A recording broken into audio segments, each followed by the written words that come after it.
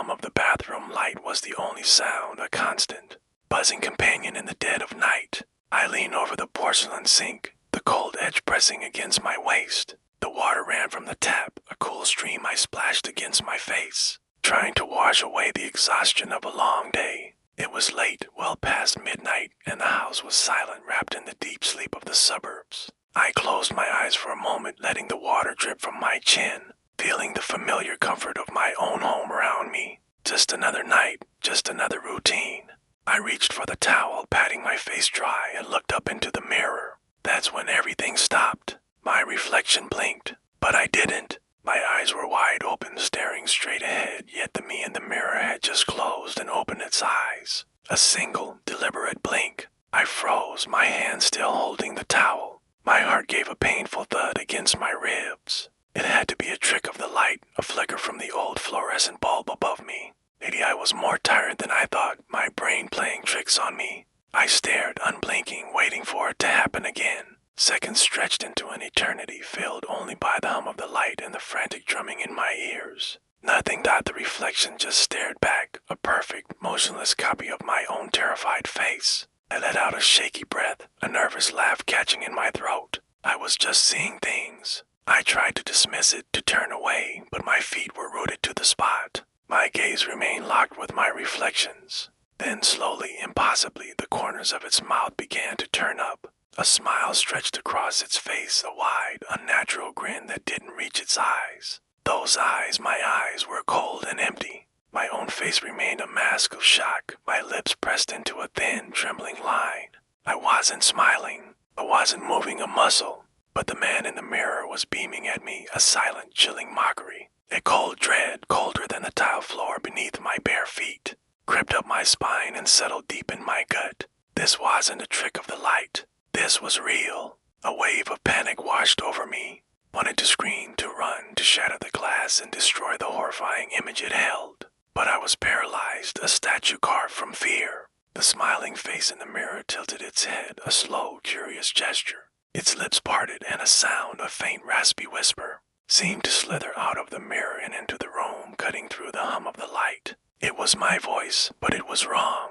It was thin, dry, and ancient. It said, "You're not supposed to be here." The words hung in the air, a poisonous vapor. My mind reeled. Not supposed to be here. This was my home. My bathroom, not my face. 1,000 frantic thoughts crashed through my head. Was I dreaming? Was I losing my mind? The thing in the mirror held my gaze, its smile unwavering, its eyes filled with a terrifying certainty. It knew something I didn't. The whisper echoed in my ears, planting a seed of doubt that began to sprout into pure terror. If I wasn't supposed to be here, then where was I? And more importantly, who or what was that thing wearing my face? My breath came in ragged gasps. I had to break free. I squeezed my eyes shut, hoping that when I opened them, this would all be over, that my normal, boring reflection would be staring back at me. I counted to 3, my heart pounding a frantic rhythm against my ribs. 1, 2, 3. I opened them. The smile was gone.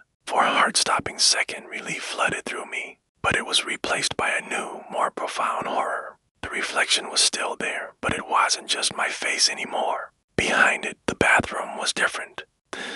Tiles were cracked and stained with something dark. The shower curtain was gone, revealing a wall covered in strange, sprawling symbols that seemed to writhe the periphery. My reflection wasn't in my bathroom. It was somewhere else. It raised its hand, and pressed it against the surface of the mirror from its side. The glass didn't fog. Instead, where its palm touched the barrier, the mirror seemed to ripple like the surface of a dark pond. I could see the other side more clearly now. It was a dark, decrepit version of my world, a twisted echo. The reflection's expression had changed.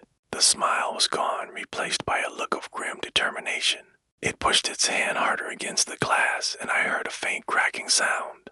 Not of breaking glass, but of reality itself starting to tear. I finally found my voice, a strangled cry escaping my lips. I stumbled backward away from the sink, my back hitting the cool wood of the door. My hand fumbled for the doorknob, my fingers slick with sweat. I had to get out. I had to get away from it. The reflection watched my frantic retreat, a flicker of something like amusement in its cold eyes. It wasn't trying to follow me. It didn't need to. It simply lifted its other hand and pointed, not at me, but at my own reflection in the small, darkened screen of my phone which lay on the countertop. I glanced at the phone and my blood ran cold. On its black, glossy surface, another tiny reflection of me was visible, and it was smiling that same awful smile. I looked around the room in a panic. The polished chrome of the tap, the small vanity mirror on the wall, even the polished metal of the toilet handle, every reflective surface held a tiny version of me, and every single one was grinning.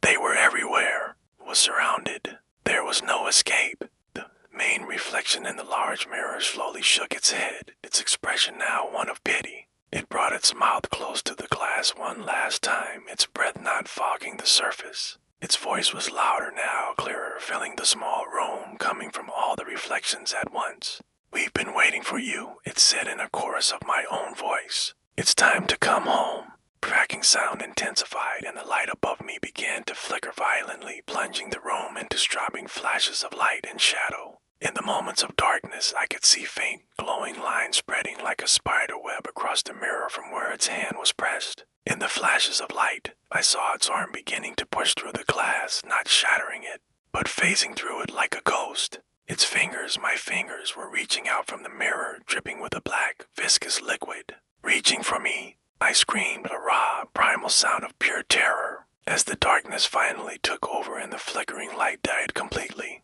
leaving me alone with the sound of its approach. I don't know how long I was in the darkness. It felt like an eternity. When my senses finally returned, I was standing in front of the mirror again.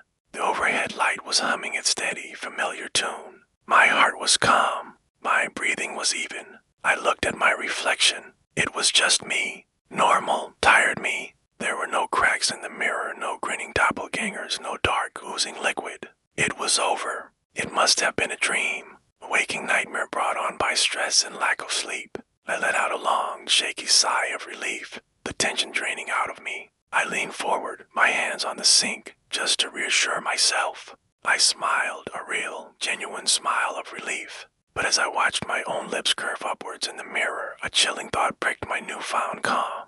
It felt unfamiliar, as if my face wasn't used to the motion. I stared into my own eyes, searching for the person I knew, but the eyes that stared back seemed different, colder. And as I looked closer, I noticed something odd. A tiny, almost imperceptible detail. A small, dark stain on the tile floor, just behind me. I hadn't noticed it before. My smile faltered, then slowly faded. I turned my head to look over my shoulder at the spot on the floor. It was nothing, just a shadow. I turned back to the mirror.